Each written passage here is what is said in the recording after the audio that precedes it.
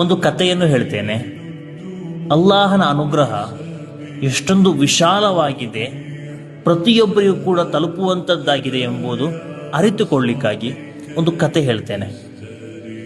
ಕತೆ ಹೀಗಿದೆ, ಏನಂದ್ರೆ ಒಬ್ಬ ಯುವಕ, ಭಿಕ್ಷುಕನಾದಂತಹ ಯುವಕ.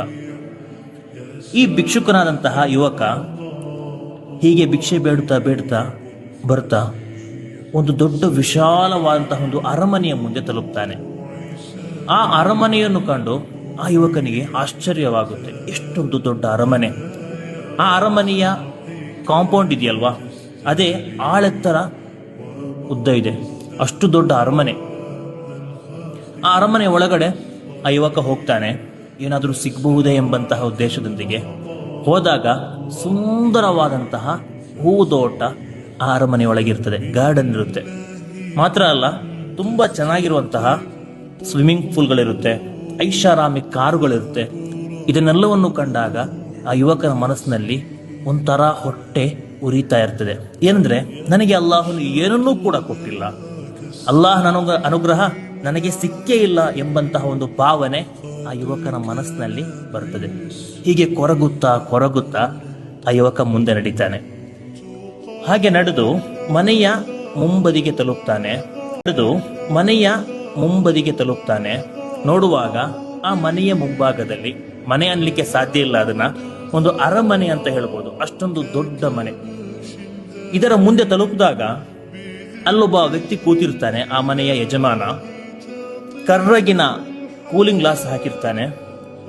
ಆತ ಮನೆಯ ಮುಂಭಾಗದಲ್ಲಿ ಕೂತಿರುವಾಗ ಸುಂದರವಾದಂತಹ ಎರಡು ಪುಟ್ಟ ಮಕ್ಕಳು ಅಲ್ಲಿ ಆಟ ಆಡ್ತಾ ಇರ್ತಾರೆ. ಇದನ್ನು ಕಂಡಾಗಲೇ ಆತನಿಗೆ ಹೊಟ್ಟೆ ಉರಿತದೆ, ಮುತ್ತು ಕೂಡ ಉರಿತದೆ. ಒಳ್ಳೊಳ್ಳೆ ಮಕ್ಕಳು ಅಲ್ಲಾಹು ಆ ವ್ಯಕ್ತಿಗೆ ದಯಪಾಲಿಸಿದ್ದಾನೆ ಅಂತ. ಹೀಗೆ ಮುಂದೆ ಸಾಗುವಾಗ ಒಳಗಿನಿಂದ ಒಂದು ಸುಂದರಿಯಾದಂತಹ ಆ ಶ್ರೀಮಂತ ವ್ಯಕ್ತಿಯ ಪತ್ನಿ ಹೊರಗೆ ಬರ್ತಾರೆ. ಬಂದಂತಹ ಆ ಪತ್ನಿಯನ್ನು ಕಂಡಾಗ ಆಗಲೂ ಕೂಡ ಇವರಿಗೆ ಮತ್ತು ಕೂಡ ಇಷ್ಟೊಂದು ಸುಂದರವಾದಂತಹ ಹೆಂಡತಿ ಅಲ್ಲಾಹು ತಾala ನೀಡಿದ್ದಾನೆ, ಸುಂದರವಾದಂತಹ ಮಕ್ಕಳನ್ನು ಅಲ್ಲಾಹು ತಾala ನೀಡಿದ್ದಾನೆ, ಸುಂದರವಾದಂತಹ ಭವ್ಯವಾದ ಐಷಾರಾಮಿ ಮನೆಯನ್ನು ನೀಡಿದ್ದಾನೆ, ಐಷಾರಾಮಿ ಕಾರುಗಳನ್ನು ನೀಡಿದ್ದಾನೆ. ಇದೆಲ್ಲವನ್ನು ಕೂಡ ಅಲ್ಲಾಹು ಆತನಿಗೆ ಅನುಗ್ರಹವಾಗಿ ನೀಡಿದ್ದಾನೆ. ನನಗೆ ಅಲ್ಲಾಹು ತಾala ಏನನ್ನೂ ಕೂಡ ನೀಡಿಲ್ಲ ಎಂಬಂತಹ ಕೊರಗು ಆ ವ್ಯಕ್ತಿಯ ಮನಸ್ಸಿನಲ್ಲಿ ಮತ್ತು ಕೂಡ ಜಾಸ್ತಿ ಆಗ್ತಾ ಇರ್ತದೆ. ಯಾರ ಮನಸ್ಸಿನಲ್ಲಿ? ಆ ಭಿಕ್ಷುಕ ಇದ್ದಾನಲ್ವಾ, ಭಿಕ್ಷುಕನ ಮನಸ್ಸಿನಲ್ಲಿ. ಹೀಗೆ ಹೋಗ್ಬಿಟ್ಟು ಆತ ಕೇಳ್ತಾನೆ, ಅಲ್ಲಾಹು ನಿನಗೆ ಎಲ್ಲವನ್ನೂ ಕೂಡ ಕೊಟ್ಟಿದ್ದಾನೆ. ಈ ಭಿಕ್ಷುಕ ಕೇಳೋದು ಆ ಶ್ರೀಮಂತನ ಬಳಿ, ಅಲ್ಲಾಹು ನಿಮಗೆ ಎಲ್ಲವನ್ನೂ ಕೂಡ ಕೊಟ್ಟಿದ್ದಾನೆ, ನನಗೆ ಏನನ್ನೂ ಕೂಡ ಕೊಟ್ಟಿಲ್ಲ. ಅಲ್ಲಾಹನ ಅನುಗ್ರಹ ನಿಮ್ಮ ಮೇಲೆ ತುಂಬಾ ಸಿಕ್ಕಿದೆ, ಆದ್ರಿಂದ ಆ ಅನುಗ್ರಹದಿಂದ ಏನಾದರೂ ನನಗೆ ಭಿಕ್ಷೆ ನೀಡಬಹುದೇ ಅಂತ ಈ ಯುವಕ ಕೇಳ್ತಾನೆ. ಆ ಕರ್ರಗಿನ ಕೂಲಿಂಗ್ ಗ್ಲಾಸ್ ಹಾಕಿದಂತಹ ವ್ಯಕ್ತಿ ಹೇಳ್ತಾನೆ, ನೀನು ಹೇಳಿದೆ ಅಲ್ವಾ ಅಲ್ಲಾಹನ ಅನುಗ್ರಹ ಅಂತ, ಈ ದೊಡ್ಡ ಭವ್ಯವಾದ ಮನೆ ಇದೆಲ್ಲವನ್ನು ಕೂಡ ನೀನು ನೋಡಿ ಹೇಳಿರಬಹುದು. ಆದ್ರೆ ನಿನಗೆ ಅಲ್ಲಾಹು ತಾala ನೀಡಿದಂತಹ ಅನುಗ್ರಹ ಇದೆಯಲ್ಲ, ಅದನ್ನೇನಾದ್ರೂ ನೀನು ನನಗೆ ಕೊಡುವುದಾದ್ರೆ ನನ್ನೆಲ್ಲ ಅನುಗ್ರಹವನ್ನು ನಾನು ನಿನಗೆ ಕೊಡಬಲ್ಲೆ ಅಂತ ಹೇಳ್ಬಿಡ್ತಾನೆ. ಯಾರು? ಈ ಮನೆಯ ಒಡೆಯ, ಶ್ರೀಮಂತ ಹೇಳೋದು, ನಿನಗೆ ಅಲ್ಲಾಹು ತಾala ಕೊಟ್ಟಂತಹ ಅನುಗ್ರಹ ಇದೆಯಲ್ಲ, ಆ ಅನುಗ್ರಹ ನೀನೇನಾದರೂ ನನಗೆ ನೀಡಿದರೆ ನನ್ನ ಎಲ್ಲಾ ಅನುಗ್ರಹವನ್ನು ನಾನು ನಿನಗೆ ಕೊಡಬಲ್ಲೆ ಅಂತ.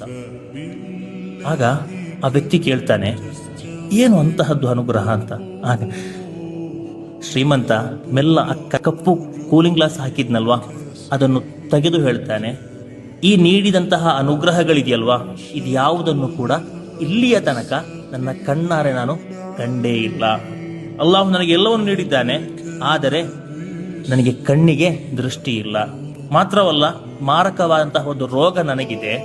ಪ್ರತಿದಿನ ಅತ್ಯಂತಹ ಕಠಿಣವಾದಂತಹ ನೋವನ್ನು ನಾನು ಅನುಭವಿಸಿ ಪ್ರಾಣ ಪಕ್ಷಿ ಯಾವಾಗ ಹಾರಿ ಹೋಗುತ್ತದೆ ಎಂದು ಗೊತ್ತಿಲ್ಲದೆ ನಾನು ಜೀವನ ಮಾಡ್ತಾ ಇದ್ದೇನೆ. ಆದ್ರಿಂದ ನಿನಗೆ ಅಲ್ಲಾಹು ತಾala ನೀಡಿದಲ್ಲ ಆರೋಗ್ಯ, ಆ ಆರೋಗ್ಯವನ್ನು ಹೇಳ್ತಾನೆ, ಈ ನೀಡಿದಂತಹ ಅನುಗ್ರಹಗಳಿದೆಯಲ್ವಾ, ಇದು ಯಾವುದನ್ನು ಕೂಡ ಇಲ್ಲಿಯ ತನಕ ನನ್ನ ಕಣ್ಣಾರೆ ನಾನು ಕಂಡೇ ಇಲ್ಲ. ಅಲ್ಲಾಹು ನನಗೆ ಎಲ್ಲವನ್ನು ನೀಡಿದ್ದಾನೆ, ಆದರೆ ನನಗೆ ಕಣ್ಣಿಗೆ ದೃಷ್ಟಿ ಇಲ್ಲ. ಮಾತ್ರವಲ್ಲ, ಮಾರಕವಾದಂತಹ ಒಂದು ರೋಗ ನನಗಿದೆ.